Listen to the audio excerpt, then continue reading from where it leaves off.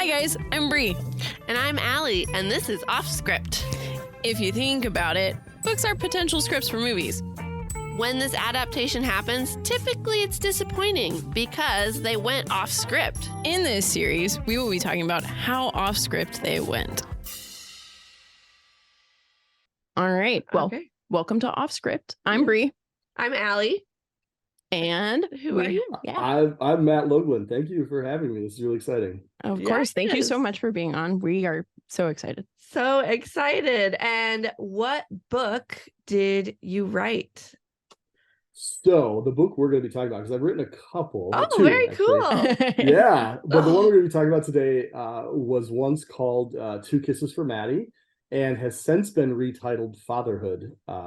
And we can talk a little bit about how that all happened. Yes. Yeah. So did your book actually be retitled, or just the movie is called Fatherhood? No, they actually retitled the book. I should have a copy somewhere. Wow.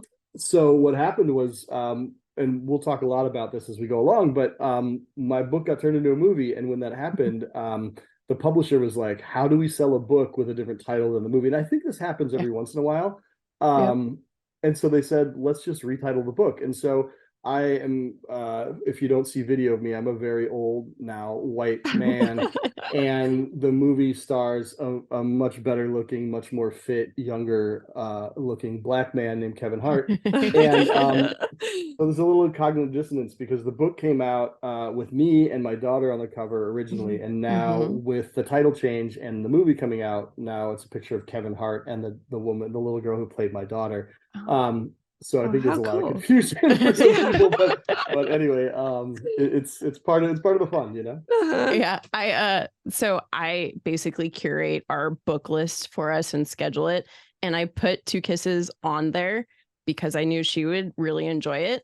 And when she read it, she was like, "I don't know what that is," and I was like, "It's Fatherhood on Netflix. You just watched it and you liked it." So my husband passed away in November 2020. So I'm so sorry. Thank you. Yeah.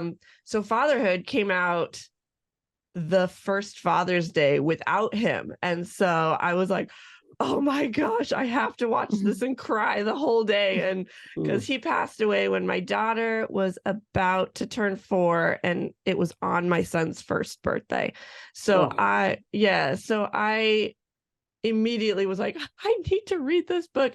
And it was everything and more than I could even imagine. So I'm just going to gush about it the whole time I interview you. So. Very kind of you. I'm so sorry to hear that. Thank you.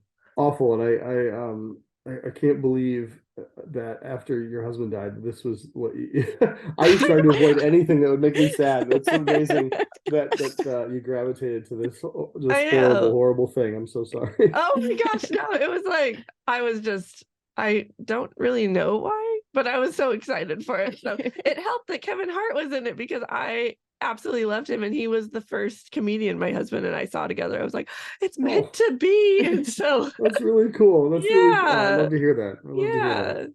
But yeah, so I guess I am an audiobook listener. So I was very excited when I heard it was an audiobook, and then I started listening to it and I was like, oh my gosh, it's read by the author.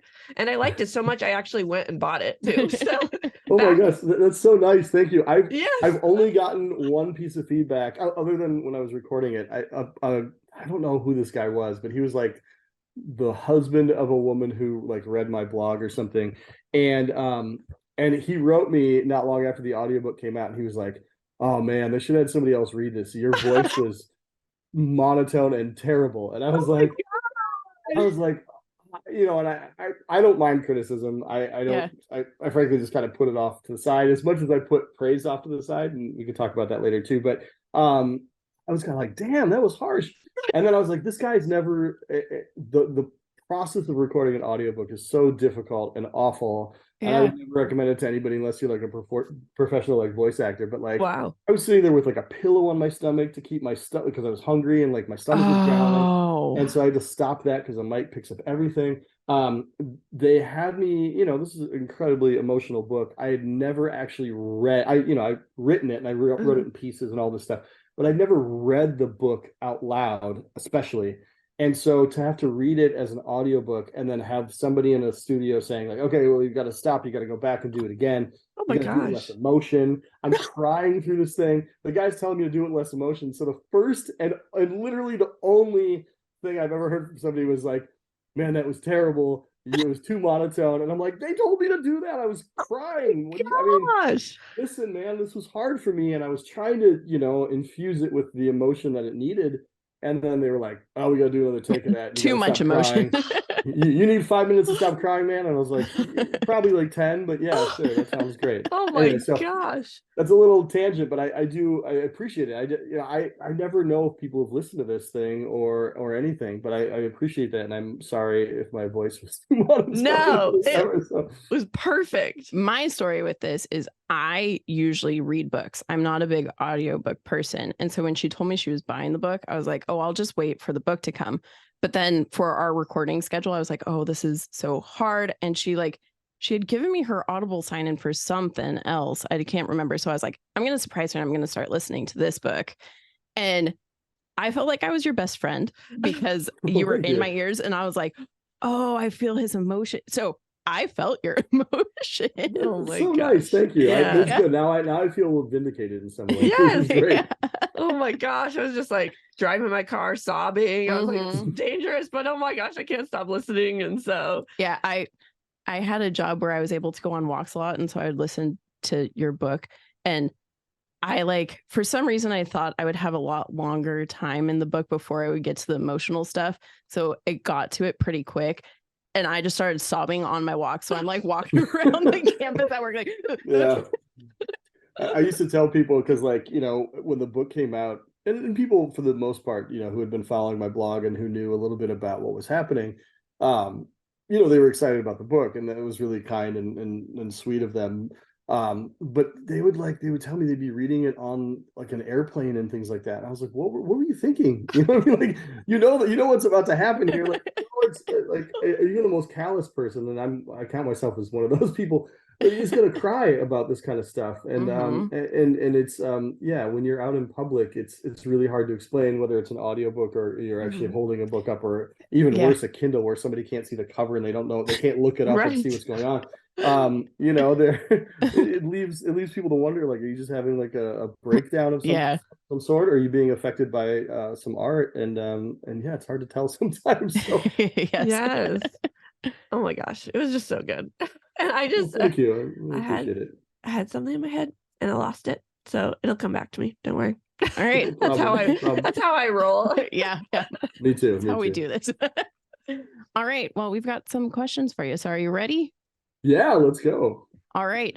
How involved in the making of the movie were you? And did Maddie get to be involved? Okay, so I was way more involved than I expected.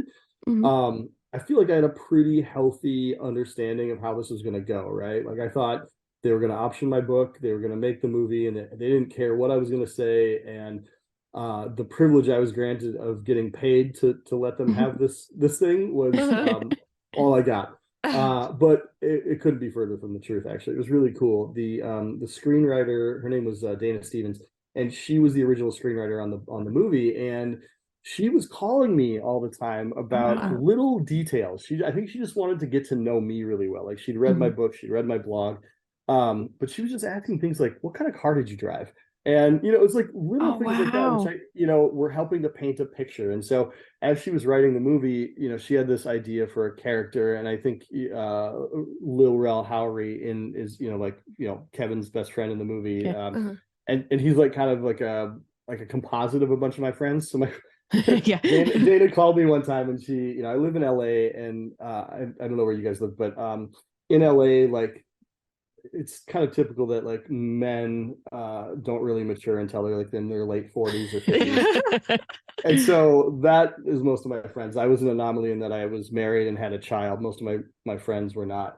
And Dana came to me one day and she said, okay, so I have this idea for a character who's like really funny, but like not good with kids, and he's not married, and he's kind of a playboy.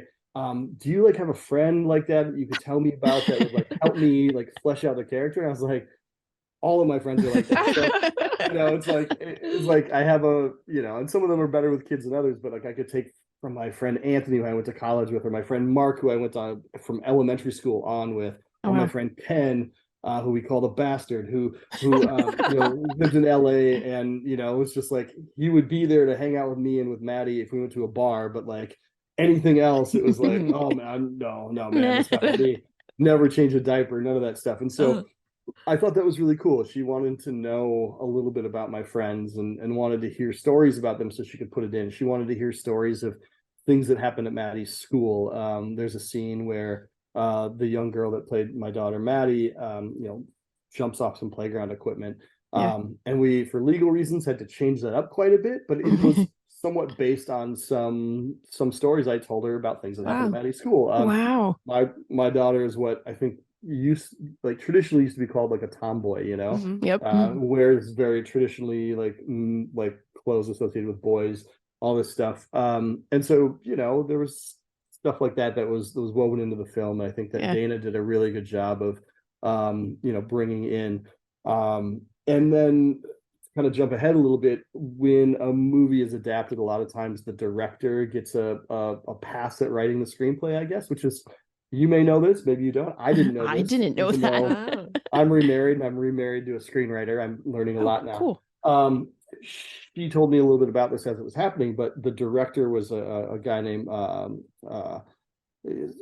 Why can't I think of his name right now? This is so terrible. Paul Weiss. It's like, why did I lose his last name? Paul Weiss. He's just the nicest guy on earth, just like Dana. They were just the most wonderful people. And Paul, as the director, kind of rewrote things, because at that point they had found out who was going to be starring in the movie. Like a lot of times when the screenplay is written, so they might have somebody in mind, but they may not be able to make time in their schedule or whatever it might be. And there were a lot of people that had been slated to play me in this movie over the course of almost a decade of it being adapted and passed around different places, and we can talk about that as well. But it was this incredible thing where Paul also came to me, was asking me some questions before the movie happened. But then when they started filming the movie, they were filming it primarily in Montreal and in Boston, and they flew us up there, flew Maddie and me up there for a week, and we got to be on set the entire time, and we got to be a part of all of the filming. And one of the things that got that, and I know this is a question you guys might ask me later, but like as they were filming, Paul would turn around to me in his director's chair and be like, is that something you would have said? Is that how you would have said it? And there was like one very specific moment that made it into the movie where I got to weigh in and say like, no, Paul, like this is what I would have said. And he just like called down to Kevin, or like whoever was down there with Kevin, and was like, okay, this is what Matt said, do it like this. And then the next take was that, and that's what ended up in the movie. And so that to me is like really magical, because I didn't expect, nor did I necessarily want to be a part, like I don't feel like, I wrote the book, I lived the life. I'm not a movie maker. I don't know how to do this kind of stuff. And I never want to tell somebody who's a professional, like, this is how you should do it. Or like tell Kevin is a great actor, like, you're not acting this properly. listen, this is how I would have done it. And you are really, I don't know if I can swear, but you are really effing this up.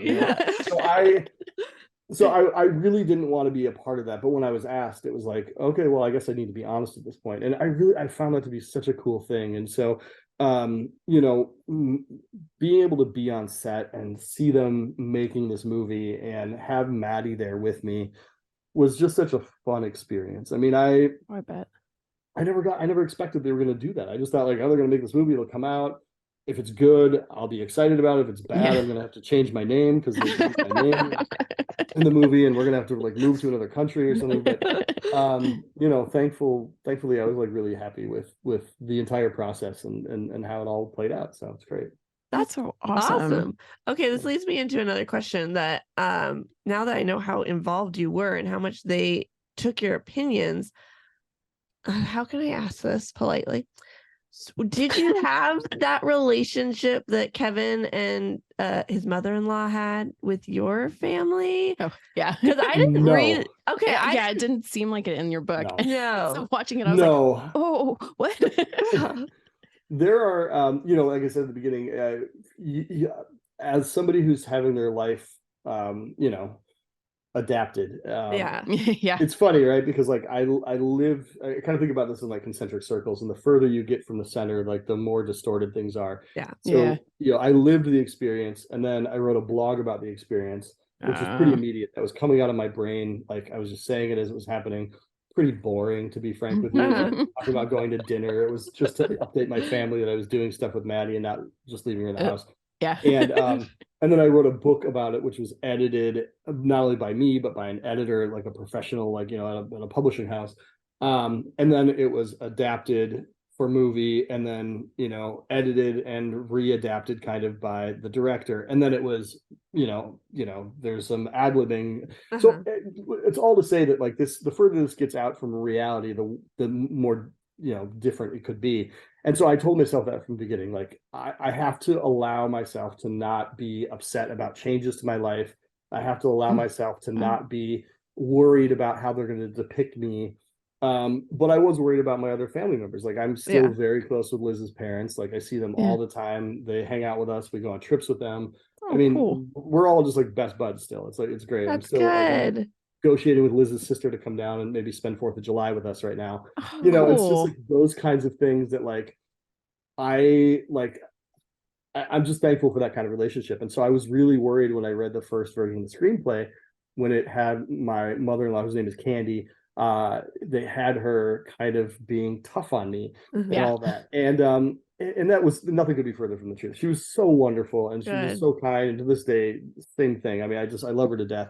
But when they make movies, of course, there has to be some drama. Conflict, right? Yeah. And there's got to be drama. And how do you inject that? And one of the oldest tropes in Hollywood or any sort of story is the mother-in-law, right? Yep. Like you build a house in the back of your yard, it's called a mother-in-law suite. Like it's like things like that people say. And so it's just part of that trope. And I think obviously the conflict in the movie and in the book is with myself and with just death and the loss of my wife Liz, and trying to take care of a baby and like live a meaningful life with her. But like all that's kind of, I hate to say this, it's kind of boring. Like the raising of a child is boring, right? There's a reason there's like the movie jumps so far ahead in time very quickly in the movie. The day-to-day stuff that I wrote about on my blog, that I even talked about in my book, is pretty boring. And so to inject some sort of drama into it is really important. And then also it gives the character some arc, right? Because at the beginning, we're kind of in conflict throughout the time, and throughout the movie, we're kind of like building to this thing.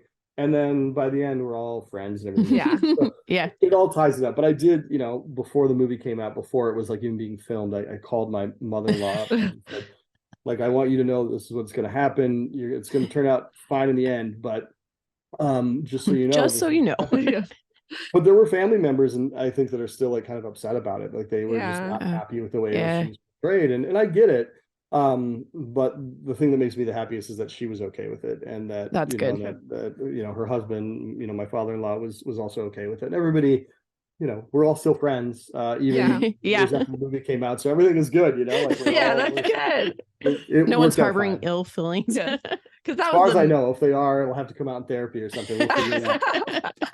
Because that was the main thing that I think shocked us the most. Absolutely. I remember because I didn't watch the movie before I read the book. So I read the book, then I watched the movie. And when it got to that conflict, I have a degree in film. So I kind of like told myself like, okay, this is their conflict that they're putting into it. But I was like, oh my gosh, his family was so supportive in the book. Like, how did they feel seeing this? Yeah. Well, it's funny because like my dad is also like very supportive. And in the early draft of the movie, I think they had him as like an alcoholic. My dad has like literally 2 drinks a year. Like he's never like had an alcohol problem. So like they had that, and then they made him really absent in and the way it was explained to me, and when I talked to Paul about it, he was like, I'm trying to, like, a lot of his edits were made to kind of mirror Kevin's relationship with his real dad. Okay. But, like, a lot of that's to get emotion out of him, so he can like tap into like real stuff that happened. Because he's married, he's got 4 kids, and he can kind of find some of that stuff. But like I think you guys you might understand, like once you go through something like this, it's a completely different thing than trying to imagine going through something like this. And so I think Paul was really smart, because Kevin is a comedic actor, like that's his bread and butter. and to do a dramatic role. I think this is the second one that he had done, but to make him the lead character in a dramatic film like this, you know, I think Paul was really smart to say, like, okay, I'm going to find a way to like really make this a little bit easier for him. And I think, I mean, I'm super amazed that he was as good as he was in a dramatic role. I was honestly I was surprised. He did great. The scene where he's crying in the hospital. I just like start sobbing. I was like, I relate so much. So he did awesome. That chapter in the book got me. That's when I was like, oh, because I didn't realize that Liz didn't. Oh my God, I'm gonna cry again, aren't I? I didn't realize that we all will. Yes. I didn't realize that she didn't get to meet Maddie. And she didn't tell me anything.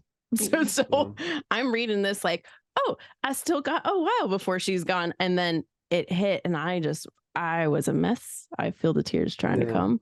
So then when Kevin portrayed that, I was like, this is exactly how I was feeling when I read the book. Yeah. I will say that was the scene.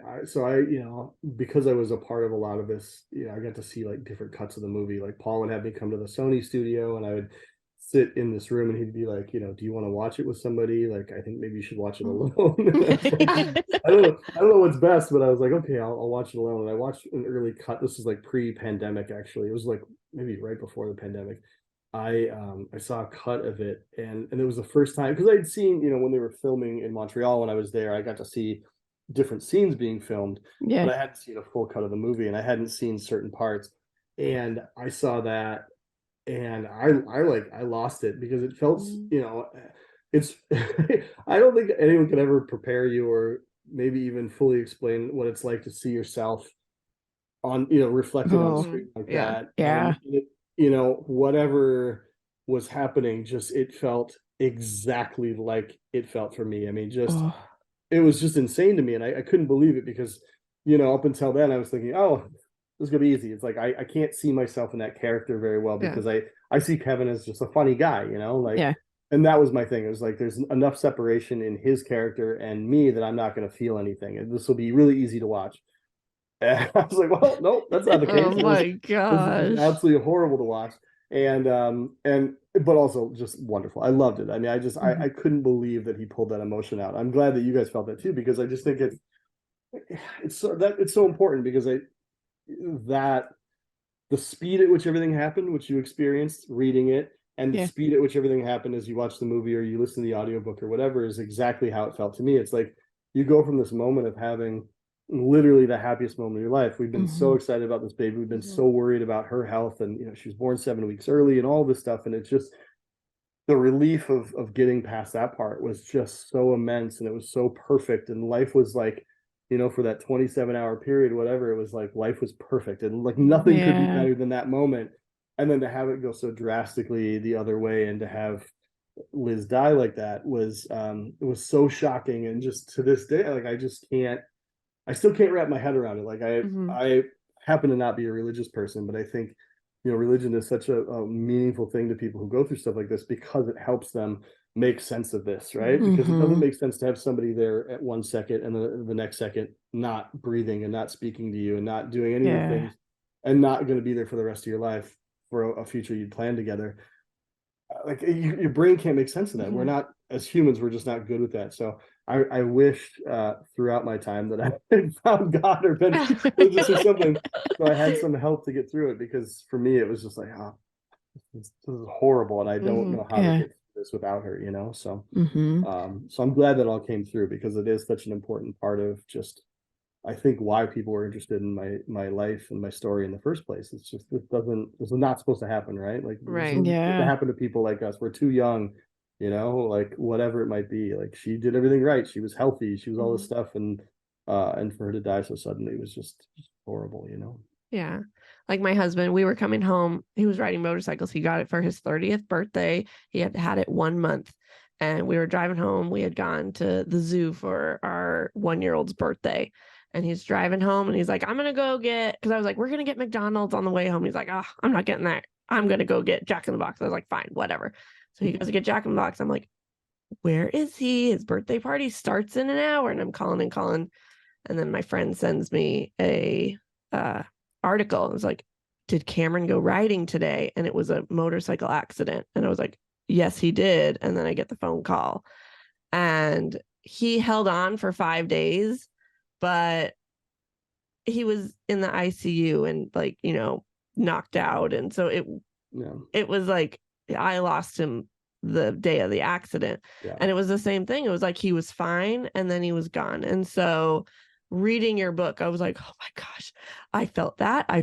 It was like I was justified for all of my feelings. And seeing the movie first, you know, I went in expecting a really quick first year type of thing, and knowing that the book was all the first year, I was like, because it had been about a year and a half, 2 years. Oh, it was his 2-year mark. I was reading your book. Yeah. We did really great timing on this, because at That's amazing. his I'm so 2-year sorry. mark, I was like, I think it was when she passed away, right? I think that was when I read it. It was like, I was like, oh, that was great timing. Because I'm sitting there sobbing, and but it was just because as of right now, he's been gone not quite 3 years yet. So I still relate to the first year. So this book is like, she immediately texted me and was like, Bree, because she didn't, oh my gosh, I'm really getting emotional over this. I'm sorry. No, it's okay, please. I'm crying too. Don't worry. Because she doesn't have anyone who's experienced this too. And so a lot of her feelings, she wasn't sure if it was okay to be feeling, or if it was like, if anyone else felt like that. So then she texted me and was like, Bree, he's felt all of this. This makes me feel like I'm not alone and like I'm okay. My biggest one was that right after it happened, I would never kill myself, right? I have 2 kids, like, but if something were to happen, I wouldn't have fought for myself. And to read that, I was just like, oh my gosh, because that was my biggest worry, is like, is something wrong? I have 2 kids at home. Why do I feel like this? And so just knowing that I wasn't alone, I was like, I'm going to buy this book and I'm just going to have it forever, because read it every time I feel like something's wrong with me. And so I just want to personally thank you for that. And when you said you would do our interview with us, I was like, oh, I am more stressed out than if Stephen King wanted to interview with us, if Nicholas Sparks wanted to interview with us. Like, you're like, I'm just so happy that you said yes. So thank you. I appreciate it. This is incredibly touching. I mean, I feel so horrible for you, and I know how hard that is. I'm glad that it was something there, because, you know, I mean, I think one of the things I never expected with this, because this is I think writing a lot of times is a very selfish pursuit.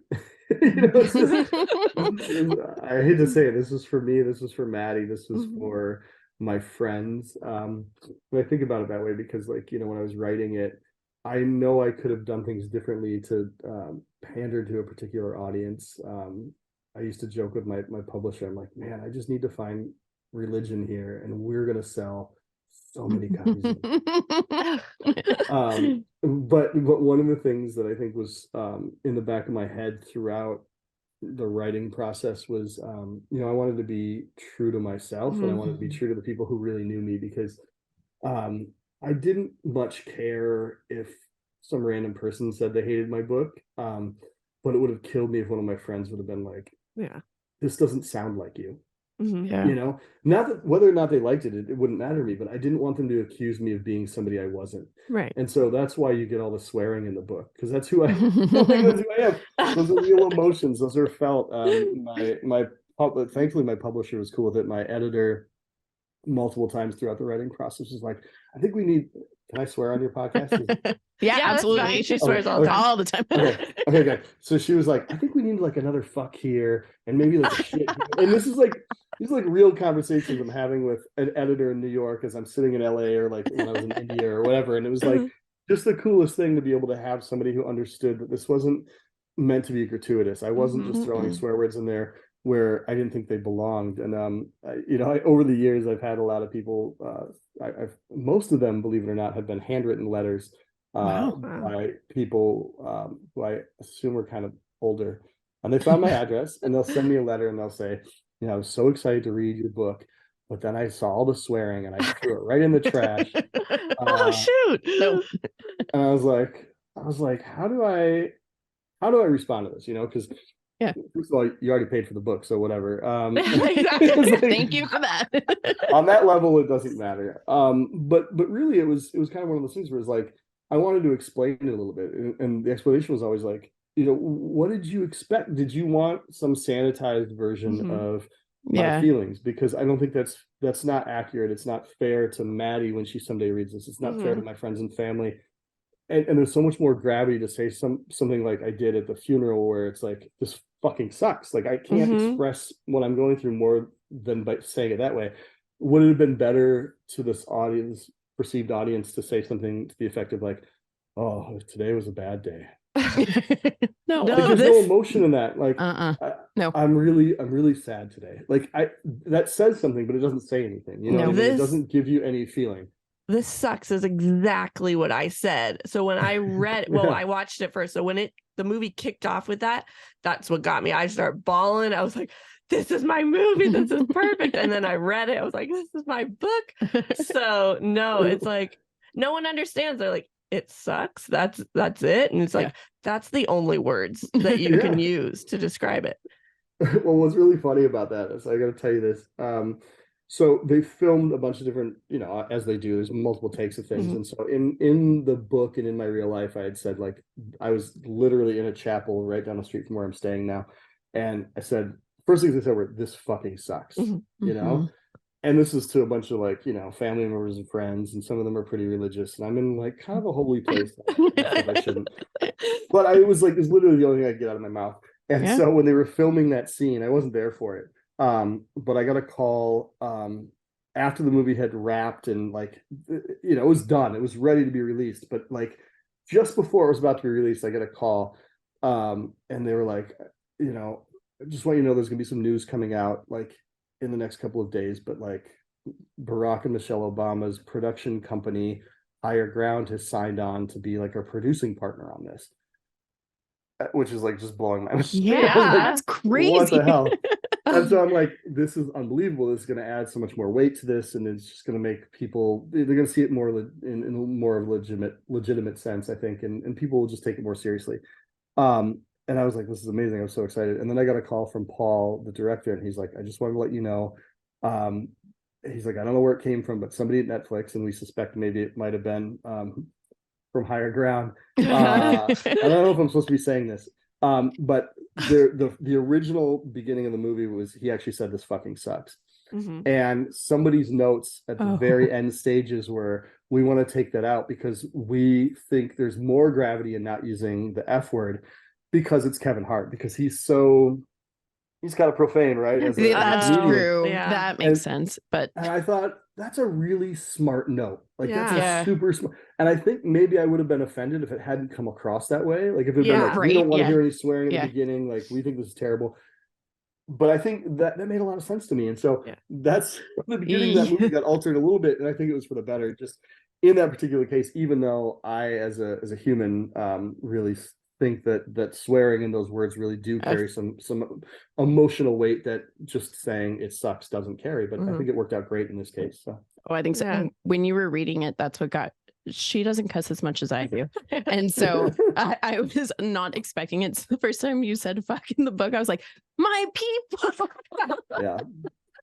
I think that was some early bonding with me and a lot of my readers was that. And then just that small minority of people who would write me and be like, you know, why do you think you need to do this? And, you know, the question to me was always like, well, what did you expect me to handle? Like, how did you expect me to handle the situation? I feel like swearing was, like, the least worst thing I could do, you know what I mean?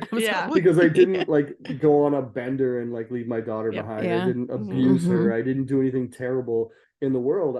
I tried to live my life as best I could, and as accurately and as authentically as I could for the people around me. Because I didn't know who I was going to encounter. Like, I didn't know who was going to read this book.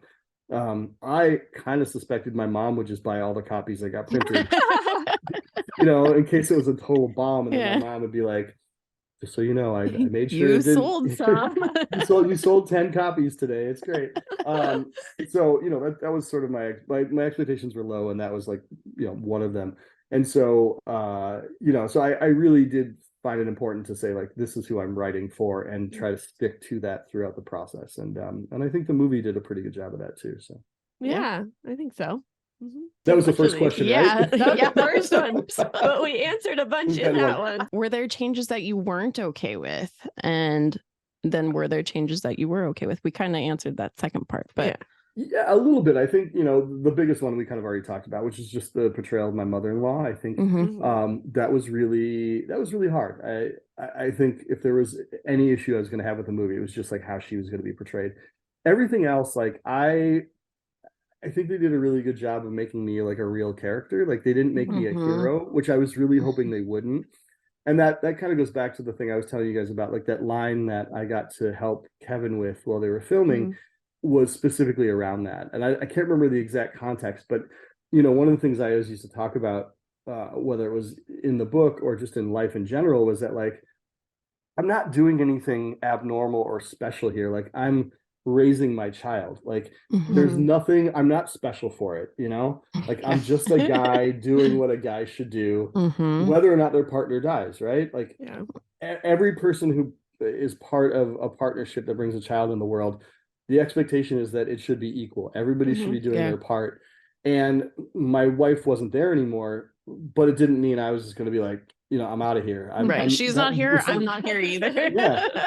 And that wasn't it. And I thought, like, what I'm doing is not remarkable in any way. That's what I've said all along. Like, I still can't believe I have a book deal. I can't believe I'm talking to you. I can't believe they made a movie. I can't believe anybody gives a shit about any of this, because I've not done anything remarkable. People I know who've been in similar situations, in worse situations, right? Like, you have 2 kids, right? I only had 1. Like just multiplying the pain and the sadness times 2. And also having children that were fully, or at least a 4-year-old that maybe had been more aware of who her dad was, and that he's not there. Maddie had no awareness of that. Like her pain is, I don't want to diminish it in any way as she feels it as she gets older, but hers is different than a kid who, like my friend's children whose mom died when they were like 9 and like 7, they experience it so much different. And those stories to me are more remarkable. Your story is more remarkable. The woman whose husband died the same day as Liz did from the exact same thing. Her name is Jackie. She's still a friend of mine, lives up in Canada. Her story was more remarkable. Like, why did anybody care about me? And I think as white people, we have to like question that all the time, right? Yeah, absolutely. This is total white privilege. It's funny. I was just talking to a friend of mine right before our meeting here, and she's somebody I met like 15 years ago or so, right after Maddie was born. I met her in a record store, and she's just the most amazing person on earth. But our first meeting was, she came up to me and she said, "Who the fuck do you think you are?" Like, I'm a single mom. I've got 2 kids. My dream is to be on Oprah. How did you end up on Oprah? And and she's like, this like Latina lady from East LA. She's we couldn't be any more different in our life experiences. And I was straight up with her. This 15 years ago, I said to her, it's because I'm a white guy. Like, people, they didn't expect this to happen to the young blonde white woman, right? She was like this pretty woman. She'd done everything, right, and everything was totally perfect in their life. And like, oh, the whole thing exploded. Back then I was a little younger, so I didn't quite look like this. I didn't look like the kind of person that deserved it. And I think like acknowledging that is such an important part of this, because there are so many people with better, and I don't mean, it sounds callous to say this, but like more tragic stories more suited for the screen, more suited for the pages of a book than mine. As I've said before, my life is relatively boring, but I had all these people giving me these opportunities, and I felt like I had to take them. And I started a nonprofit foundation because of that, because it was such an important part of like giving back and not just taking this privilege and using it only for myself. And so it's a hard dance to like to do, because I never ever wanted to be accused of like, profiting on my wife's death. Yeah. And I think I maybe mentioned it in the book a few times, but I also could hear her in the back of my mind saying like, you lost half your income when I died, like, and actually more than half, it was like 70%, because she always made more money than me. And like, how are you going to provide for this kid? How are you going to make sure this child has the lifestyle that we were going to have with her? And so I had to jump at some of these opportunities, even though I said no early on to people asking me to write a book. It didn't seem right. It didn't seem okay. But truly, it has been the privilege I'm afforded by being like a white man in this world. And I hate it. I hate it in so many ways. I think it's really shitty. And I think I hope I mean, part of the thing that I love so much about Kevin playing me was that like I think it was cool that Sony and everybody involved, all the producing partners, had the ability to look at this and go, well, this is a universal story. This isn't a story about a white guy and his blonde wife. Like, this is a story that can be told. If you've ever loved somebody, you can feel this. You can feel this kind of pain. And I think it takes it from my, sort of perspective and just says this is a universal thing that everybody can relate to. And I loved that so much. And I think it helped me feel a little bit better about that too. Because I don't think Hollywood, I can't think of too many times Hollywood has ever taken a story by a white author or a white writer and flipped it. But how many times has Hollywood whitewashed so many movies throughout history, right? And so I find it to be a huge honor to have it go the other way, and I've had people come to me and say like, oh, that must have been so weird. Like, why, like, why did they do that? It's like, why not? Like, what do you realize it's Kevin Hart? Right. It's like Sony wanted the biggest star they could get. They got, and he was it, and I would say that, like, it's so important to consider that and again, there's nothing inherently white about my story other than it came from a writer who happens to be white. Like, this isn't a story about being white, but I think that like it goes the opposite way for Asian characters or Black characters. Like, you can't, it's not acceptable to change the race of the protagonists or whoever it is in these movies if it goes the other way. It can't be done. And so I feel really proud that this actually happened in my case, and I love it. I realize I want to ask, has Maddie read it yet? She's read through like a few chapters, but she hasn't read the whole thing. And she at one point had been like begging me to do it. It was fun. We used to go to Target or whatever to buy stuff. And for a while, when it came out in paperback, my book was on the end cap at Target for like cool. 6 months or whatever. So it wasn't even like we were going to a bookstore to seek it out, but we'd walk past the end cap in the books in the book section of Target or whatever, and it would be there. Maddie's like, "Can we buy this book? Can we buy this book?" And I'm like, I have like 50 copies at home. And I was like, we don't have to buy this one. Yeah, I'm like, we could save this $13 and buy something else cool, And but then it was like, I had to think about it. I'm like, when in the world is my kid gonna be able to walk into a bookstore and buy, or Target especially, and buy my book? We got to do it one other time when my book came out in Slovakia, and we happened to be on a trip, and we diverted ourselves to Slovakia to go meet the publisher of my book because I thought it'd be fun. And we walked into a bookstore and they had 2 copies of my book in Slovak, and so we bought it. And I was just like, this is so weird. That's so cool. Be able to do that, and that was like such a privilege. But no, she's not read it yet. She has watched the movie, and I got to before it actually hit Netflix, like a couple days before, I got to watch it. Like the folks at Netflix called me up. Actually, I did an interview, and somebody was like, the person interviewing me was like, "Oh, I loved the movie," and I was like, and there's a representative from Netflix on the call too, so I don't say anything stupid. Right. Yeah. And the he says, "Oh man, the movie was so great. I loved it." And I was like, "Wait, you saw it?" And I, like, as I said that, I get a text, and the woman from Netflix is like, "Wait, you haven't seen the movie yet?" And I was like, "No, nobody. I've seen like a cut, but that was 2 years ago. What do you mean? The journalists have seen it, and I haven't seen it yet." So they're like, "Oh my god, I'm so sorry. Like, we're gonna send you like a thing." So they sent me a code so I could like, watch the movie. And so the cool thing was Maddie and I got to watch it a couple days in advance, and then my in-laws, again, who are so wonderful, really wanted to have a party and watch the movie, and I was like, cute. I was like, why don't you guys watch it first? Yeah. You're like, And I don't want to then be in this maybe- party. Yeah. And I was like, maybe don't make it the central theme of the Right. party. Like don't have it on and make everybody sit there and watch it. Like just have some chips around and like have it on in the background or whatever. Yes. And chit chat with each other. Yeah, exactly. Like don't watch it together. And so they watched it and they're like, thank you for the warning. We'll still plan to have everybody over on Saturday or whatever it was, but maybe we won't watch it together. Yeah. I was like, I think that's for the best. Everyone's going to be my crying. gosh. Just make it a happy affair. We can Yeah. celebrate this thing happening, but not, we don't have to watch the sad parts together. Yes. So, but yeah, it worked out pretty well. So Maddie will read the book someday, I assume. Yeah. But we'll see. Yeah. I know, we just keep answering all our questions. We're doing I'm so so sorry. good. I I just- know. No, we're it's doing totally great. fine. That's perfect. Yeah, this is what we were hoping would happen. So it's perfect. It's more natural, right? Like we Yes, just kind of absolutely. flow into these conversations. So it's great. I figured, I was like, we're gonna have so many questions like pop up while we're talking too. Like, Yeah. were there changes that had to be done on set while shooting just because it didn't work on film? Because I know sometimes like you think that a scene's gonna be great, but then you shoot it and you're like, ooh, we need to change, like something's not working on the screen. Other than the drama. Yeah, apart from the drama. I think that the drama and just that there was that scene with Kevin that I mentioned, Yeah. just where he could feel it. Like he just didn't feel like it sounded authentic.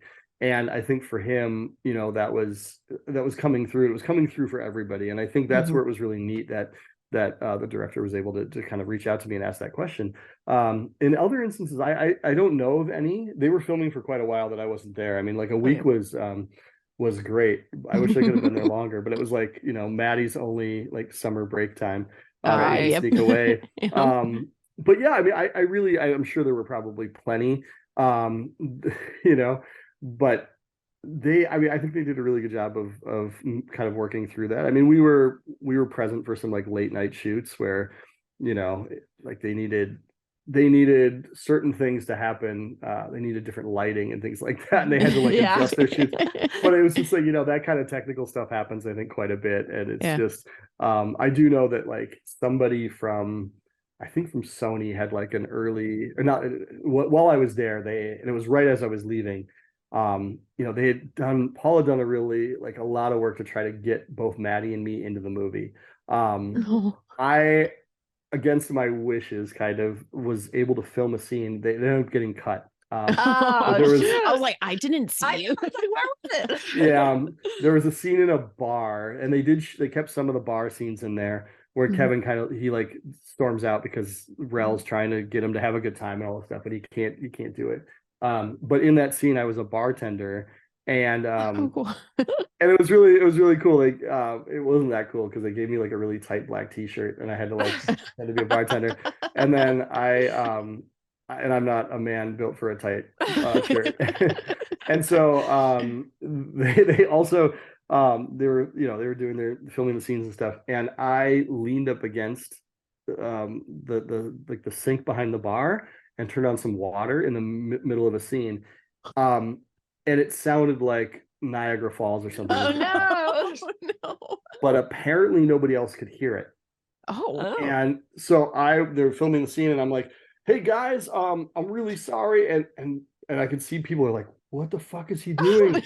And then I realized, oh my God, nobody can hear that I just turned this water on. And so like Paul yells cut, and he comes over, he's like, "Is everything okay?" I'm like, "Oh man, I'm so sorry. Like I bumped this water thing, and it was pouring water out," and everyone starts laughing. I was like, "Okay." Like, don't use me.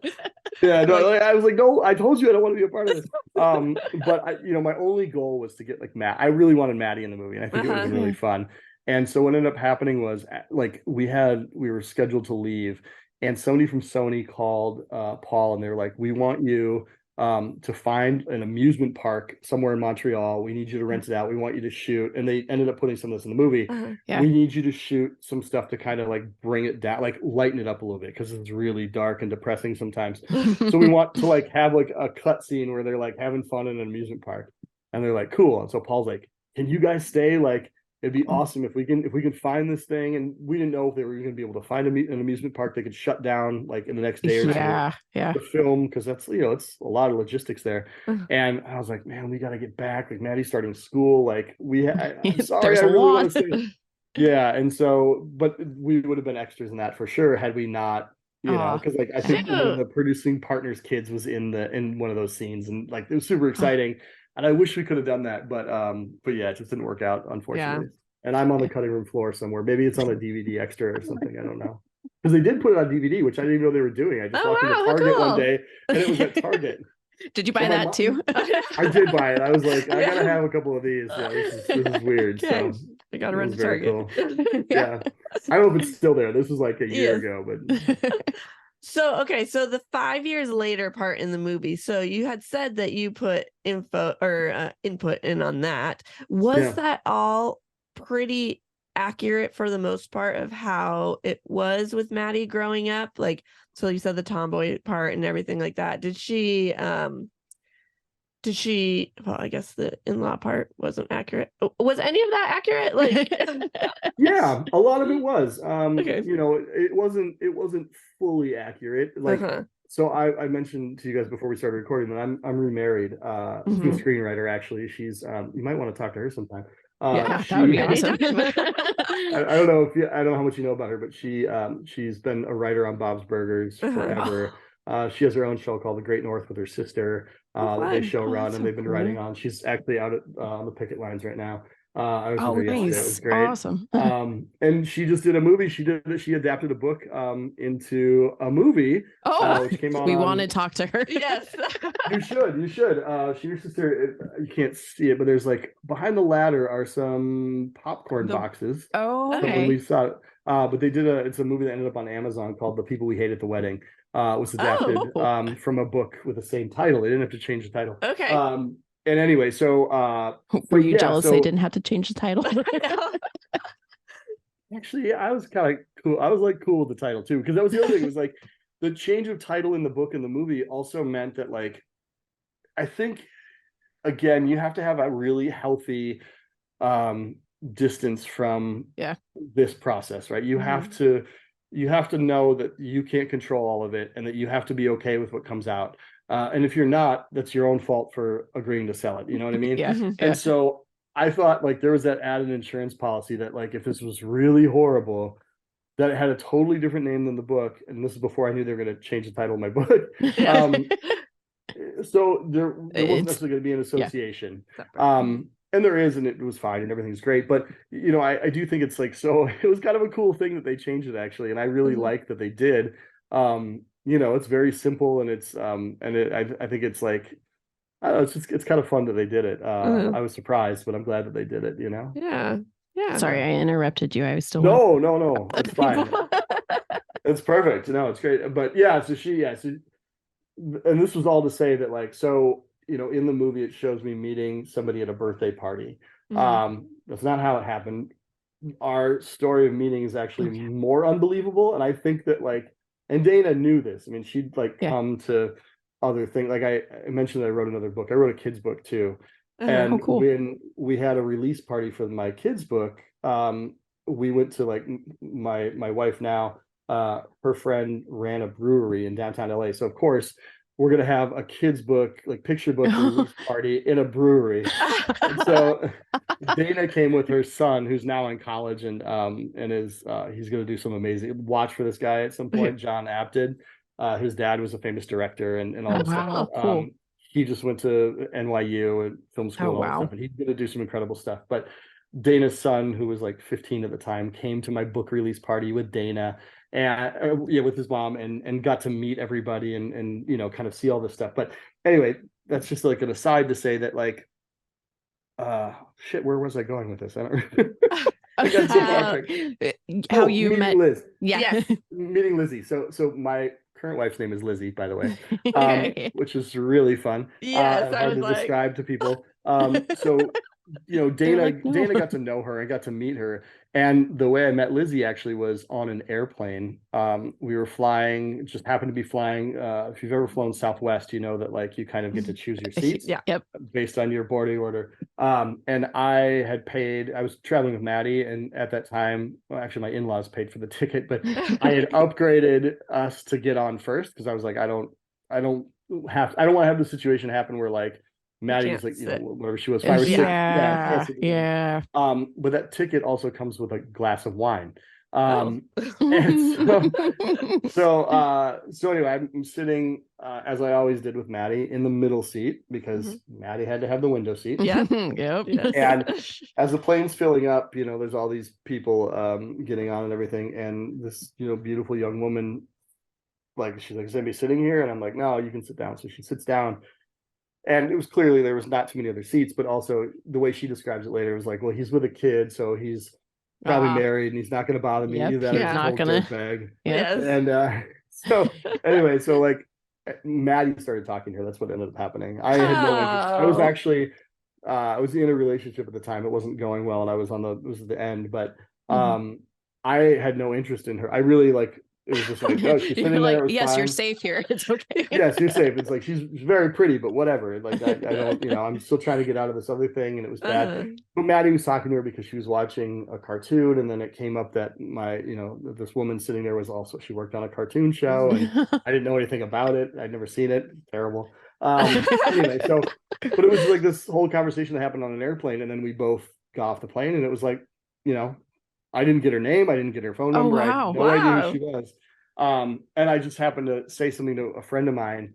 I was like, yeah, on the flight to wherever, Oakland, or where we were flying to, it was Oakland from Burbank. I said like, oh yeah, I was talking to this lady. Don't you have a friend that works on this show?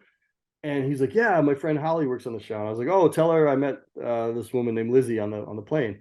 And that was it. And then wow. 9 months later or something like that, or 6 months. Yeah, it was about 9 months later. My other relationship ended. Everything was a mess, and I ended up catching up with Lizzie again. We connected via Instagram, and then we started dating, and that was Oh it. my So, gosh! Wow. yeah, it was really fascinating. But yeah, so that's all to say again that we met on an airplane, Right. and I think that was too much of a meet cute, for a movie. Yeah. And so they're like, oh, we're gonna make this a setup at a birthday party, and it'll be a lot easier, Yeah. And so that was one big change. I think that wasn't totally accurate. I think they did a pretty good job of depicting me as a bumbling dad, especially at the beginning. Yeah. And I think a lot of times dads get depicted that way in movies, and whether or not it's good or bad, I don't know. Yeah. I do think that all parents are like that. Yep. Absolutely. Women too. It's yeah. And I think that's why I was cool with that being left in, because with your first kid especially, everybody is confused. Everybody has a hard time. And I know that people talk about women having sort of an innate sense and all that stuff, and I believe to a certain extent that exists, but not for everything. No. It's not 100% across the board for all children and all parents. And so I really like the idea that they kind of kept in some of that struggle and that screwing stuff up, and they gave Kevin a lot of legs to kind of be comedic and be funny, and I think that was really nice. Oh yeah, one of my favorite scenes is when he goes, I'm not going to remember it well, but he goes to the I think it's the mom group, and he tries to go and be in the mom group, and they're like, no, you can't, and he's like, yeah, he gets all angry. He's I like, love that. I gave her colic, and it's yeah, it's so cute. so he says, oh my gosh. well, it's very funny because that's based on some reality too. Really? Yeah, I didn't go to a physical mom group, but Yeah. because everything was so online back then, especially I'd been writing this blog, and then some people in the LA area had reached out to me, and there was I can't remember what it was called, but there was a moms group that was online that was obviously they were talking about mom issues. It was breastfeeding and all sorts of stuff that I think some women maybe were a little uncomfortable with having a man involved, which I get. It's totally fine. And I didn't know this was happening. It was all behind the scenes. Yeah. It wasn't like I was begging to get in. Please let me in. Yeah. But there were a couple of moms who were trying to get me to become a part of this group because they were like, yes, this is a group for moms, but he doesn't have a woman in his life, and he's kind of playing both roles. And they thought the importance of getting me helpful information about the community and about doctors or whatever I needed around here would outweigh the sort of concerns that some of the women might have about stuff that they might be talking about, they'd be uncomfortable talking about in front of a man. But ultimately I didn't get voted in. And so another woman and some of the other women from the group kind of created their own little thing, and it was a very short-lived thing, but we got together in some parks around here and went for coffee and things like that, and it was really was really wonderful. And so I did have those experiences where like I had people I could talk to. But again, all of this was, I mean, and they were in person for a little bit, but most of those interactions were kind of online, you know? So it was kind of interesting, but I did like that they left that in there because I did have some of those experiences that were kind of fun. Uh-huh. What was your favorite part about all of this? Like about your whole experience with the book, the movie getting adapted, all of it? You know, there's some, it's weird. There's like some validation to it. You know what I mean? Like it means that like what happened to Liz and what happened to our family will kind of live on, you know, in a way. And it's silly because it's going to live on no matter what. Like Maddie will tell a story. If she has kids someday, she'll tell them about it. And what does it matter, right? Like, what does a book matter? What does a movie matter?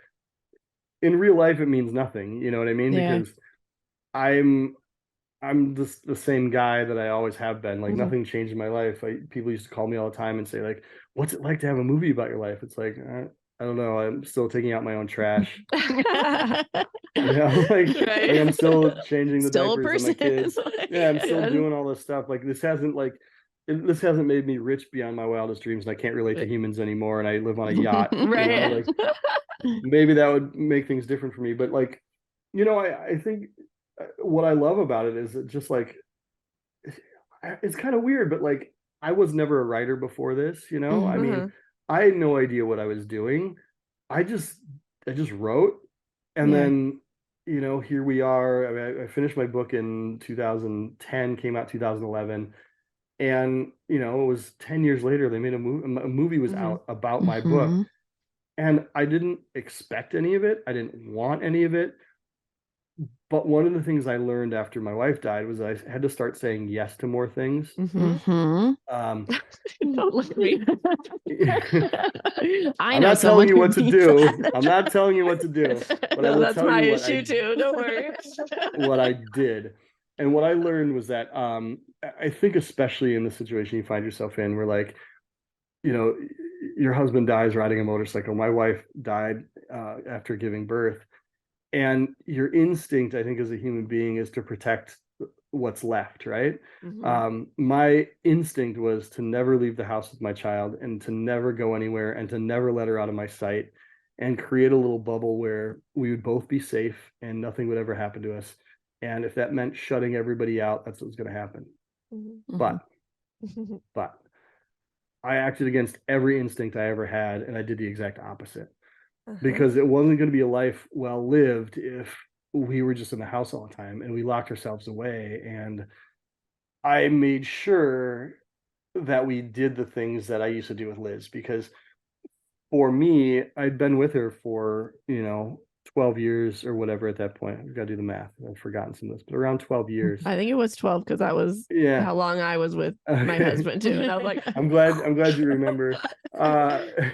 So yeah, it was like a little over 12 years, and we'd done so much together in that time. I mean, we traveled the world together. We lived in LA at that point. I moved there in 2002, and she died in 2008. So I've been in LA with her for 6 years. So we had a house together I couldn't sell. I couldn't just up and move to Minnesota and be with my family and stuff. And so there was literally no place I could go in my community, or frankly on earth for the most part, that didn't have some memory of her, some tie to her. Even if I hadn't been there with her, it was a place we'd talked about going. If I go to Egypt, it was a place we'd always wanted to go visit together. So so I thought about that a lot, and I was like, I can't escape this. Like there's no, like if I go to the moon, maybe I can escape this. But there's nowhere else I can go where I cannot feel this at some level. And so I just decided I'm going to run to it instead of away from it. You know what I mean? Yeah. So I was like, okay, well, I'm just going to keep going to the same grocery store we went to, you know, because I can't, it's too hard to drive across town to go to yeah.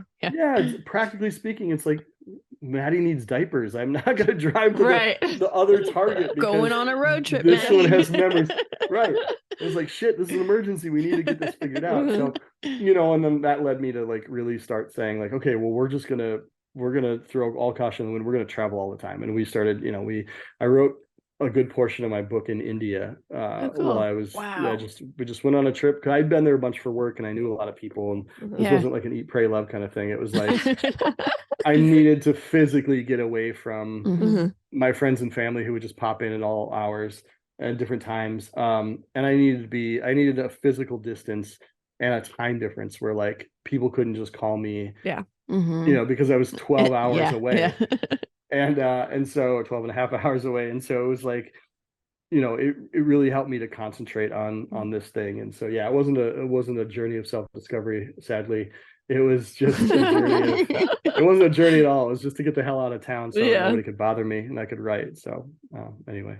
I will say I had never like thought about traveling to India until the bits and pieces that you put in your book about your trips there. I was like, oh, that actually sounds like a really cool place to go see. One of my favorite places on earth. I've been there wow. 7 times now, and we've been talking about it with my wife now. We're planning to take Maddie there before she graduates because she hasn't been since she was like just under 2. Oh wow. And so she has no memory, but we're gonna take her before she graduates from high school, which is just fucking crazy that she's gonna graduate. Yeah, I know. that's I'm like, crazy. no, she's only 1. Yeah, she's only 1 and plus 14, and she just finished her freshman year of high school, and it's nuts. Crazy. But yeah, so we're planning to go back there and do the whole trip with the family. As I mentioned at the beginning, I've got 2 other little daughters, and so they'll be somewhat older and they'll be ready to hopefully join us on the trip. How So fun. it'll be fun. Yeah, it'll be definitely. Fun. That's awesome. If you could do anything different with the adaptation, would you, or are you pretty happy with how it all turned out? I'm really happy with the adaptation. I think I look back at this a lot, and I think if I had my way, I maybe never would have written my blog in the first place. Really? I would have killed all of this from the beginning. I come from a long line of self-saboteurs, I guess you could say. There's a whole line of fatalism that runs through most of my life, and so I expect little. I didn't do this to get famous or to have a movie made about me. I literally started writing my blog for Maddie and for my family to know that that we were okay, and that's why it existed. I never in a million years dreamed it would ever turn into this. And if I had done it, had I thought this was going to happen, I never would have done it. It was too scary of a prospect to think that somebody might make a movie of my life. I would have said no to that immediately. I never would have thought it. And there's so much, I think, as time goes on, it's like, there was an article in the Atlantic, I haven't finished reading yet, but about the dangers of like having your children online and stuff like that. And, and sharing so much about them and stories of older kids, because that generation is now becoming older. Maddie's 15. So far our experience has been really positive, thankfully. I mean, we had there was stuff before she was old enough to know about it that was, people were, why are you letting her dress like a boy, and why is she have short hair? Just terrible, stuff that horrible. It's not that she's not aware of. We've talked about it before, and the thing has always been like, I just love you no matter what, doesn't matter what happens. But there's things like that. There was a blogger who was active at the time. I mean, she was the blogger who was active at the time that I was. She went by Deuce, and she just died by suicide recently. And I knew her a little bit, like, she followed me on Instagram. She'd kind of had some struggles over the last couple of years with addiction and said some pretty transphobic stuff that I couldn't deal with, and so I'd cut off any thought about her a while back. But anyway, just like her death has made me think about a lot of this stuff too, and like think about like, what were we all doing back then? What were we doing in the early 2000s? Why were we sharing this stuff, and what was the goal here? And I think everyone's kind of short-sighted when there's new technology. We don't think about how it's going to impact us or our kids or whatever. And for me, mine started out so innocently. It's like, I just wanted to share this stuff with my family, and I wanted Maddie to be able to look back at it someday. Before I thought I'd have a book, she needed some ability to know her mom. And after her mom died, my worry was always going to be like, what if I got hit by a bus? Before Maddie had memories of her own, what if I, died suddenly and she was left without either of her parents? Like, how is she going to get to know us? How is she going to get to know her mom? And so that was the only goal. And now that she's 15 and I'm almost 46 and I'm still alive, knock on wood, I don't feel that immense need to have like chronicled all of it for her because I can tell her about it. Yeah. But I was so terrified of dying and leaving her alone that's what drove me to do all this stuff. Yeah. And now that I'm here, I kind of feel like I wish I hadn't done it. Yeah. And that's a weird thing to say. It's like it's not looking the gift horse in the mouth. It's like literally kicking the gift horse in the mouth and saying, "Get the fuck out of here." And I feel like a true asshole for saying this because it's so many people's dreams to write a book or or to make a movie or to have some notoriety of some sort. But this was not my dream. I didn't want any of this, and I wish I didn't have it. I would have traded it all for Liz, just for a few minutes with her. Yeah. And I've had a lot of great things happen since she died, and it sounds weird when I say it this way, but I thank her for all of it. You know what I mean? Like the life that I have now is a result of her. Being remarried is a result of her. Having 2 more kids is a result of her.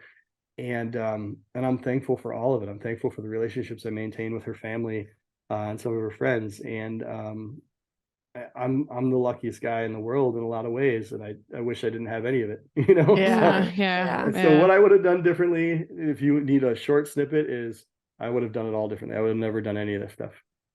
So we hope you're okay with being on our podcast, even though you didn't want to. Listen, these things happen in time, right? These things happen in history, and you can't change them, right? Yeah. Maybe there's a parallel universe thing going on. I just saw the new Spider-Man movie, and I'm seeing that tonight. it's great. Maddie's seen it twice. She made us go see it with her this week. It's incredible. It's I'm excited. It's like one of the best movies you ever see. Sweet.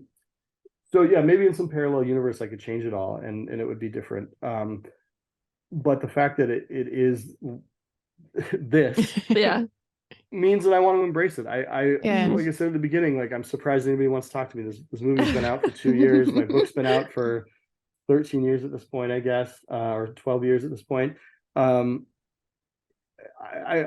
thankful that you guys want to talk to me about it. I think it's really cool that anybody cares. People listen to it, listen to your podcast and hear more of these stories, because I think it is fascinating. I mean, I think even people who've been following me on Instagram for 12 years or whatever probably don't know some of this stuff, and they maybe don't know exactly how I feel about some of these things. It's weird to live your life in this way and to be I bet kind of online, but frankly, like, it's not, none of it's real. Having a movie made about my life is not real. Writing a book is not real. None of this in my day-to-day existence, none of this exists. You know what I mean? Yeah. It sounds weird to say, but like, I don't define myself as, when I go to a doctor's office and they ask me for my occupation, I put homemaker in there. When I meet a lot of people, I meet a lot of people through my wife's work, like famous people whose level I should feel like I'm trying to be on. And when they ask me what I do, I don't say, "Oh, I wrote a book and I made." Do you remember Fatherhood? Yeah, have you heard of Kevin Hart? He played me in a movie. Like, that's not my. If I have enough drinks, maybe I'll say it. But my go-to is always like, "Oh, I'm a stay-at-home dad." That's what defines my life. That's what makes me feel good as a person. None of the rest of this exists in my everyday reality. It just doesn't. My wife is a very accomplished screenwriter and TV writer and all this stuff, but she doesn't define herself by that. She talks about being a mom and being a friend and being a really fun person. And I've learned so much about her. Like, with all the success she's had, none of it matters. No, none of it matters. It helps afford, a house and a remodel that we're doing and all this stuff that we have, all these books, she's paid for and stuff, because I don't work anymore. But none of it matters. None of this, when you're dead, it doesn't matter. What have you done for your friends? What have you done for your family? What have you done for your kids? What kind of legacy have you left? that's not about a movie or a book or even a podcast or anything. It's about how have you touched people? How have you interacted with people? How have you made their lives better? And like I said, I got a phone call from a friend of mine just before this podcast, and she had me in tears. She was just calling to say thanks. She's been through some really rough stuff over the last couple of years, and to hear her say what she had to say to me out of the blue. I mean, it's a Thursday afternoon morning here in LA. I don't know why she's calling. I answered her call because I don't know if it's an emergency or she just wants to tell me a story about some band she heard last night. But I answer the call because I care about her. She's one of my best friends in the whole world. And to be here, 20 minutes before I'm talking to you as I'm trying to prepare for this, got me in tears. And I'm like, you're like, how dare you? But I told her, I'm like, but that's what matters. Like that, our friendship is what matters. It doesn't matter that you insulted me the first time you met me and told me I was, that I was a fucking nobody or whatever. That I didn't deserve to be on Oprah and that she did. She was right. She was right about it all. Because I'm not special. I'm not anybody other than just a normal guy who had some bad stuff happen and through a whole lot of privilege was granted the ability to do these things. And if that's the only thing I can get people to understand about where I sit in my current life and where I've sat throughout my life since Liz died, especially, I hope that's what they get out of this, is that this is not, I wrote a kid's book because my friend kept threatening me that if I had this dumb idea, and she's like, if you don't go to your agent, I'm going to go to your agent. We're going to do it. And it's everything in my life is about saying no. And then I have to tell myself, I have to say yes, because you never know where it's going to lead you. And I wrote this other book and it was really fun, but I never dreamed I would do it. And I guess what I'm getting at is it's just like, none of it matters. I want to make sure Maddie's happy. I'm taking her to the mall with her friends so they can go bowling and play some video games. And I live for it. I absolutely live to do this stuff. And I'm so excited that she gets to do it. And we have the ability to make sure that she can have $30 to go bowling today, I feel really lucky in spite of everything that's happened. And it's not because of a movie. It's not because of a book. That's not why I feel lucky. I feel lucky that I still have people that love me. I feel lucky that I still have a lot of people that let me love them. And I'm glad that I have great friends that will call me up on a Thursday and tell me how much I mean to them. That's, what else? That's what life's about. Love it. It was at Cameron's funeral. It was like on social media, all the posts about how great he is and like people who got up and talked about him. And all my thoughts were like, if he only knew. It's like, why do we wait and share it at people's funeral and not tell them? Because he suffered from depression and all this. And part of the reason was because he's like, I feel like a nobody. Like, why? Like, what am I here for? Well, I mean, besides us. And that's hard, right? That's an existential thought. Like, what are we here for? What is all of this?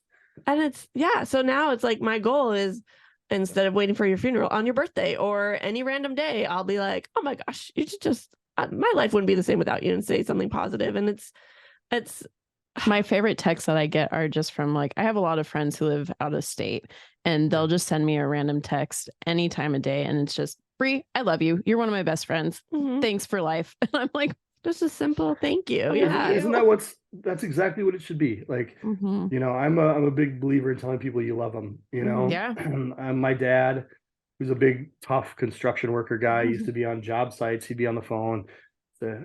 Every time he'd say, I love you, say it to my mom every time I got phone with her, all this stuff. And I think men especially are just, cliche idiots, don't want to say that stuff. But I'm glad you said it. Yeah, no, it's true. And I say it all the time. I tell my kids all the time how much I love them. I tell Maddie all the time. Every time before she goes to bed, I tell her how much I love her.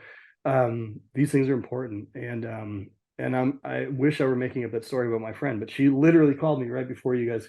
And I truly didn't know why she was calling. And it's such an amazing thing to have somebody that's willing to call you up and just say, hey, you mean a lot to me. Like I've had a lot of things happen that have been bad, and you're one of the good things. And like, I've had to say that to my wife lately. Like, she's on strike and we're a whole lot of expenses right now, and she's not getting paid. And that sucks.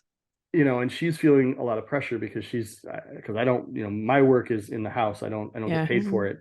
And so she's got a lot of pressure to provide for everything, for a remodel, a rental, a mortgage, a second mortgage, just eating. My books and all the other things I buy.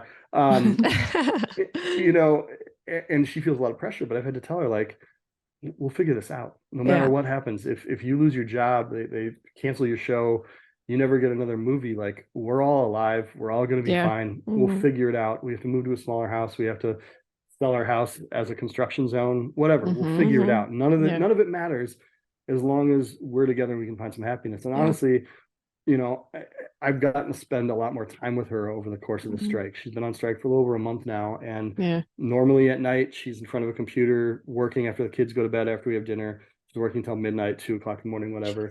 All during the day, she's working. She's working on weekends. She's got her phone. If she's not working, she's getting texts from her sister, who she works with, or colleagues or whatever. Yeah. And to see her over the last month not be in front of a computer at all, and to not see her getting constant texts and emails, has been like such an important part of our life and our relationship. And to see her happy, not working, has been so cool. And again, this is proof to me that she doesn't define herself by these successes she's had. She defines herself and her happiness by how much time she's been able to spend with her kids since she's been on this strike, and how much time she's been able to spend with me. And what the studios don't seem to realize is that she'll do this forever. Yeah, I think, you know, studios are dumb sometimes. They're very dumb. I saw a guy yesterday holding a sign at the picket lines that said, "Do you guys have Sweet Green where you?" No, what is that? It's like one of those like fast salad places. Okay. You know, it's like a step above fast food, but it's like salads you can pick over. This guy had a sign that said, "I hate Sweet Green, so I can do this forever." Because Hollywood writers get their lunches brought in, you know, it's like part of the union. They get free lunches, but they're limited in scope and what can be delivered or what their assistants can deliver, get picked up for them. And so this guy's making a point saying, like, I hate You're giving me so Sweet much. Green all the time. If you ever want content again, you better figure this out, because I can pick it forever. And that's the thing my wife is saying, is that I love being home with my family so much that I don't care if I ever go back. Yes, I'm gonna have to start working at Starbucks or something. I have no skills other than I make her coffee sometimes, so maybe I can do that. I'd have to learn a lot for sure. You're like, is there a Keurig? I mean, that's my skill. So I don't know what I was saying, but you know, I do think that, like, I'm a very lucky guy, and I'm very lucky to have the people that I have in my life who do understand what's most important, and I'm thankful for it. Good. Awesome. Okay. All right. Well, we're on to our wrap-up questions now. Oh, great. Yes. All right. What has been your favorite book to film adaptation? My favorite one, I have to say, my wife's book to film adaptation. Absolutely. Yeah. The People We Hate the Wedding. I would say, and that's kind of a cop out. And like, of course, I'm gonna love my wife's adaptation. But it's better than saying my own book to film adaptation.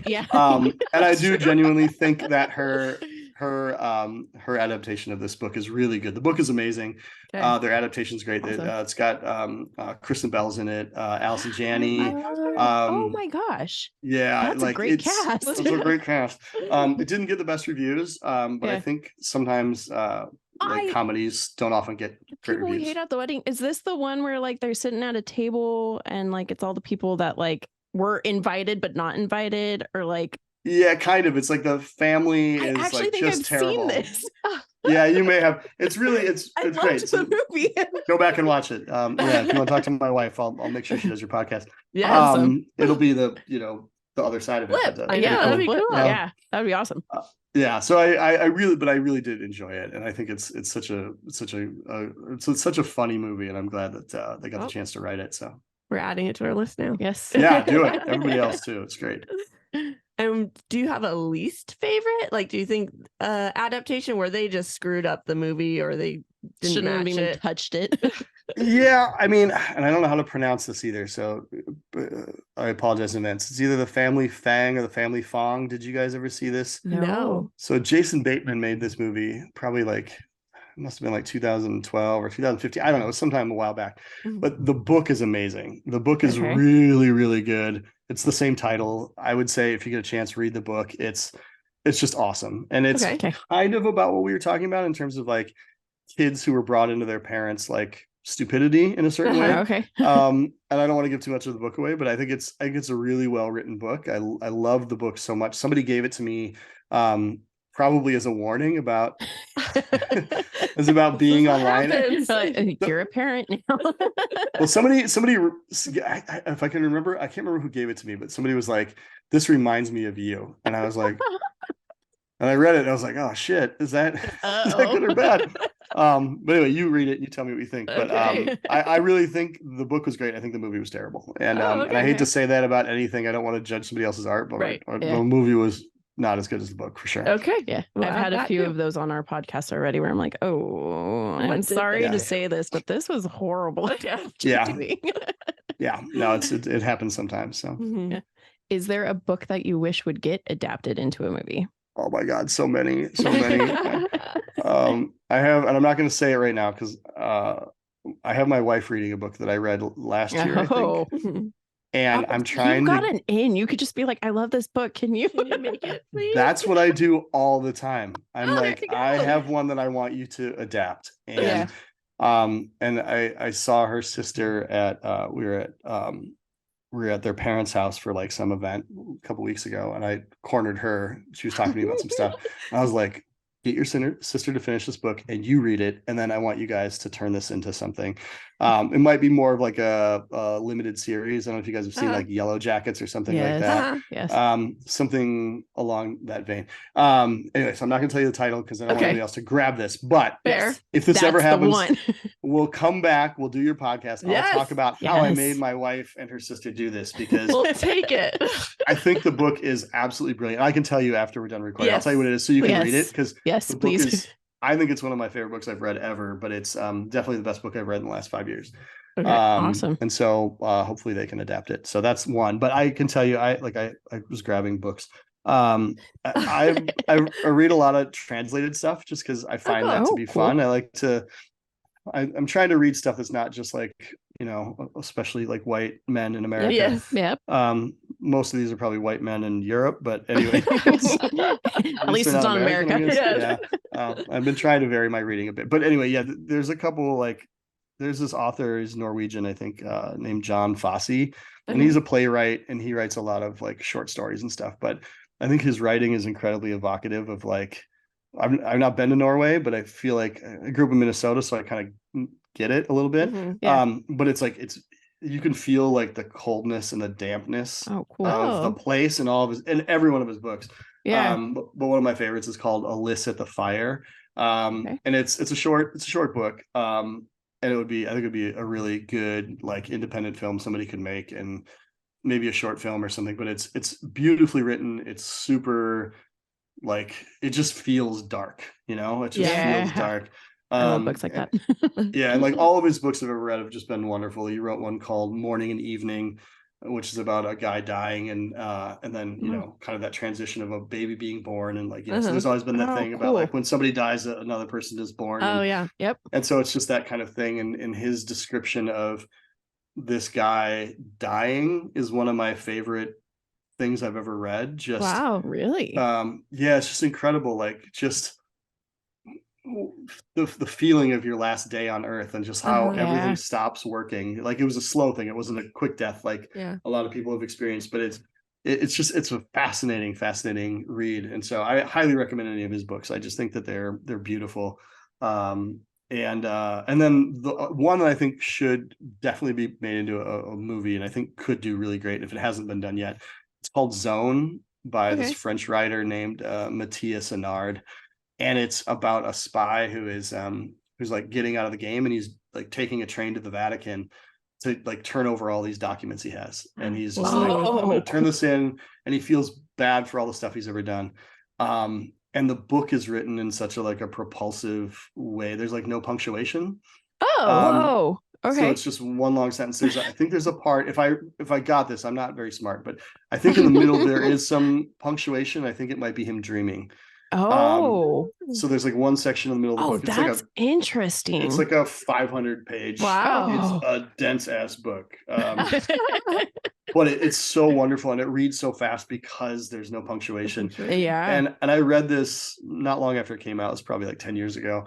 And I still maintain this is one of my favorite books of all time. Wow. And it's not for everybody because of the lack of punctuation, but like I felt like at a time when I was writing my blog, when I didn't use punctuation and I didn't capitalize things, like it was really neat to see something kind of like that and to see it work in a way that was like, you're like, hey, people are probably reading this.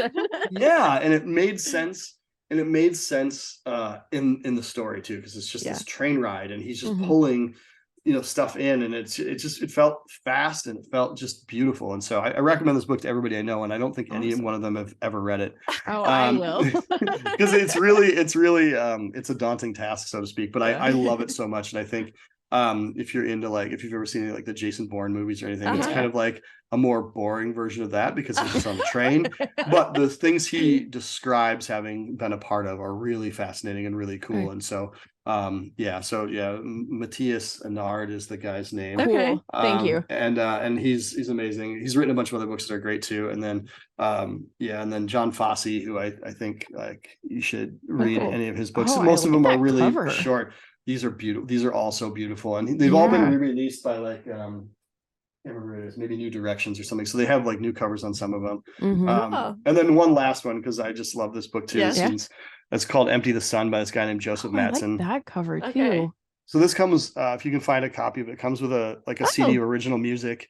Cool. By a really cool guy named Ben Chastney, who's he's in a band called like Six Organs of Admittance, and he's done some. It's like it's all it's wordless sort of music, and it's beautiful, but it's a soundtrack to the book, and it's really cool. Wow, so this also came out probably like 12 or 13, maybe 15 years ago. I have no idea. But I read it, and it's very much a time and place. I don't know if you've ever. I happened to visit the place that's described in the beginning of the book just weeks before I read this, just by coincidence. Yeah. And so it was like really weird to have been there and then read about it. And this guy is a really interesting guy. He's from LA. I at one point wanted to. I mentioned him on a blog or something about how I wanted to meet him. He was like one of the few authors alive that I wanted to meet. And he contacted me, and I got so freaked out when he did that I didn't respond to him. I was like, what would I say to this guy? I wanted to meet, but no. Yeah, he's like, I was like, I know, because you figure it's never going to happen. I'm like, he's too cool. Yeah. I can't talk to this guy. So anyway, he I never met him, but he's gone through some stuff. He's had like cancer and stuff, and I think he's kind of quit writing, but he's like he writes so beautifully. It's really it's pretty dark stuff again. You can see where I tend to go with this stuff. And it's these are just like unsavory LA characters, like Bukowski and things like that. So but it's a wonderful book. I love it so much. So anyway, that's awesome. Those are the three that I think I would love to see. They'll never get made ever. But hopefully, and then I'll tell you about the other one when we hang up. So okay. Yeah. And then do you have a movie that you wish would turn into a book, like have more detail and stuff like that? Oh God, that's a great question. I don't watch a ton of movies, to be honest. Like it's and I saw this as a question you guys might ask me, and I thought about it so much, and I cannot. I honestly can't think of one. That's fair. Do you have any example of a good one that you guys? I was gonna say it's our question. I don't even have an answer.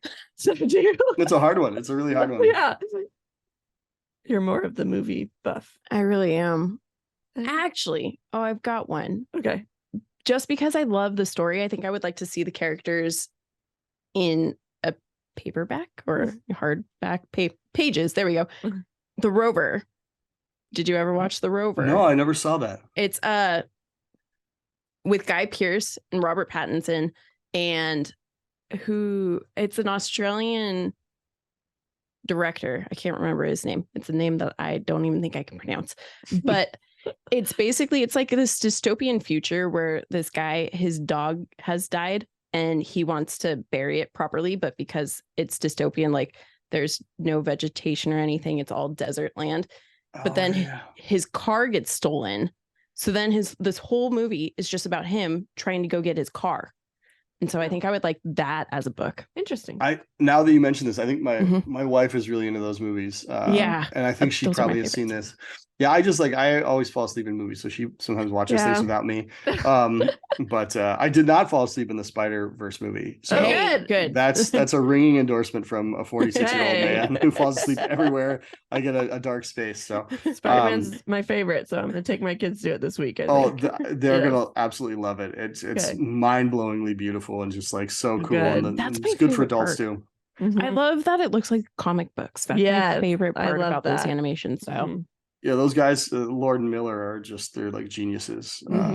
So it's my wife is like, she walked out of there and she was like, I will never make anything that good. And I was like, no, I'm like, you will. She's like, no, those guys are geniuses. I'll never make anything that good. I'm like, just you will. And even if you don't, this is one of the best movies of all time. Like, I had to give her this like talk where I'm like, you know, like, even though like I wrote this book and like it's great, it's like it's out, like it, you know, did fine, whatever, like it's an important thing, but like it's not the best book ever written. And anybody who tells me that it is definitely has never read a book before, besides mine.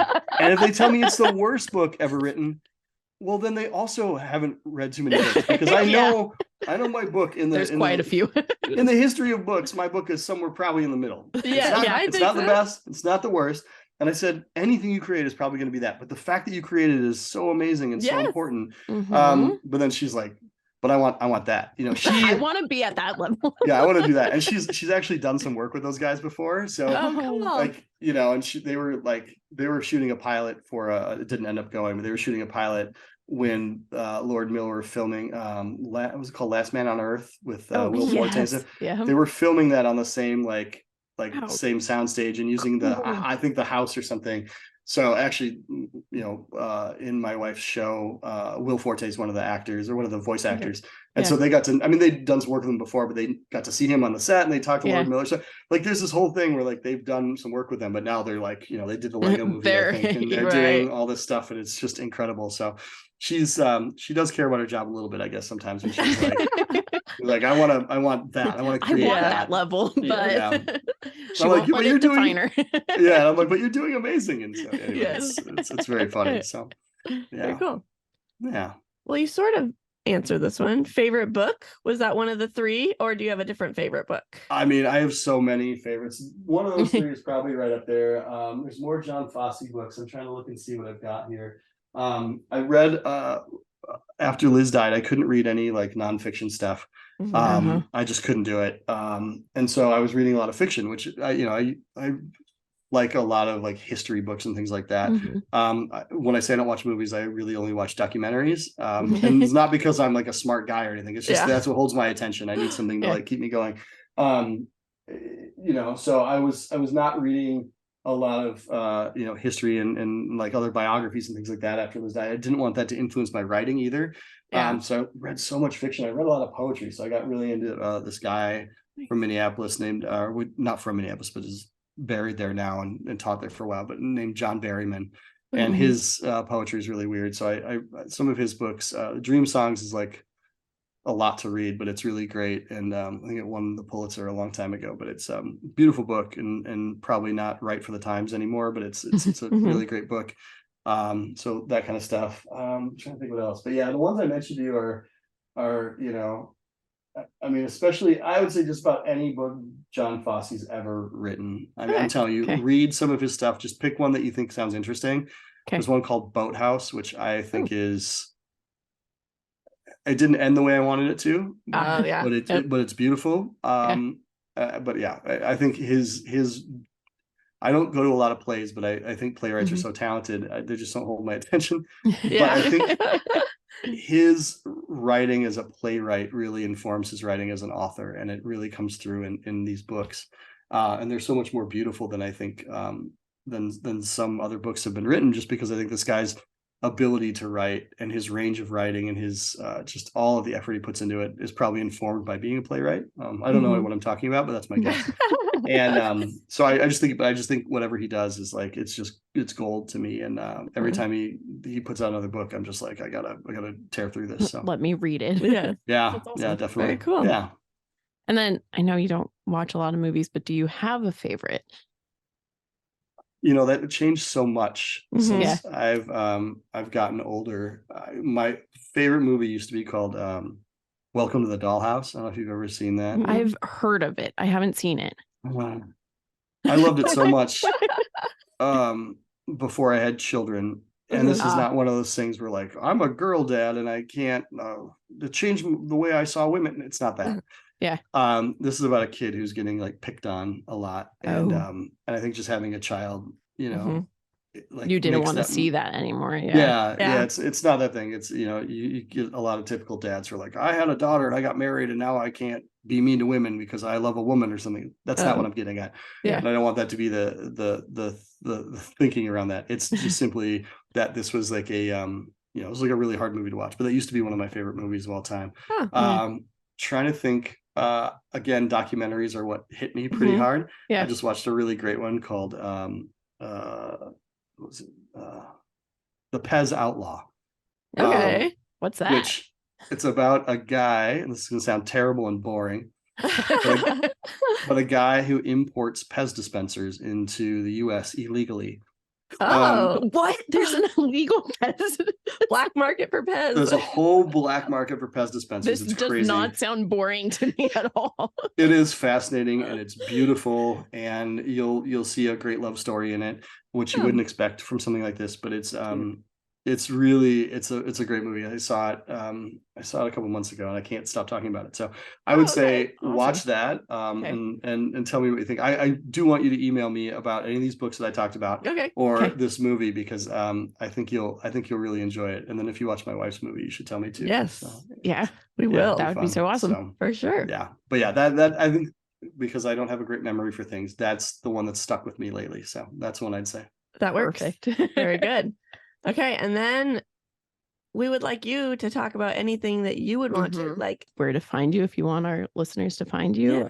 Yeah, if you want to find me, I'm on Instagram. I'm it's just my name. It's just at Matt Logelin. You can follow me. I'm private, but I let pretty much everybody in as long as you don't.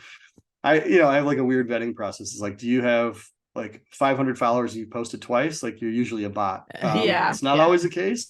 So I'm kind of selective with it, but like, you know, but yeah, anybody can follow me. It's like, it's very boring. I will warn you. It's, as you probably gleaned from most of this is not about the life of some, you know, Hollywood writer. It's about a guy who takes his kids to the zoo and takes his kids to the, you know, local playground and stuff like that. And we go to farmers markets and eating tamales and stuff. And so it's pretty boring as lives go, but you're welcome to follow along. Awesome. Well, this has been so fun. Thank you so much. Gosh, Thank you. I'm sorry I talk so much, but I'm really glad we this is fantastic. Thanks for letting us chat with you for 2 hours. Of course. I didn't expect it to be 2 hours. No, but it was anytime. Oh my gosh, I loved it. So thank you so much. And thank you. Thanks for sticking with us. We hope you enjoyed it.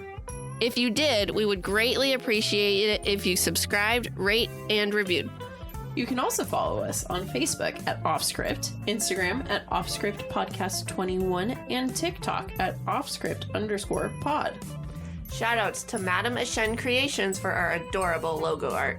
And Adam Daniel for our incredible theme song. And to Creative Cinephile Productions for producing our podcast. See you next time.